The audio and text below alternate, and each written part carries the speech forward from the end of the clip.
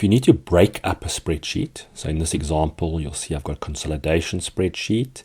And for example, the number of units goes to each of these. Building 1, how many units? Building 2, etc. So that's a calculation. If I need to break it up, perhaps I need to send each sheet to the owner of the building to get some information. The safest way to do it is to move things out of it. So we've got this consolidation spreadsheet. I'm just going to go to building 1. Right click on it and you'll see there's move or copy.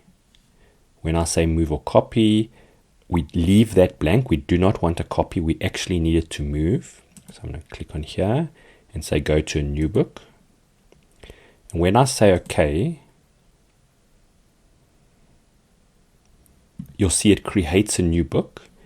Building 1 is in it. And just to show you, if we go back to the consolidation spreadsheet and we now look at what's happening in the consolidation, you can see that the formulas have followed. So this is now looking at the moment, book 7, building 1. So it's actually going and looking at that spreadsheet. Also, these escalations are going back and looking at the combined spreadsheet for breakup to get the escalations. So using this method, you can actually break these all up individually.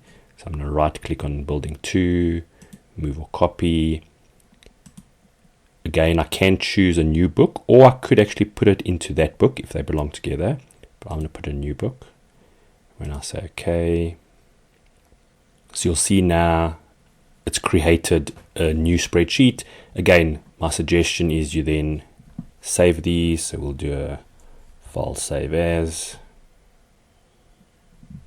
And this is building 1, for example. We can save it. And because everything's open at the same time, your combined one here, you'll see it's got the new name. So that's a very easy way to break up a spreadsheet into individual spreadsheets, still linked both ways. In another video, you can see how to actually put them all together again.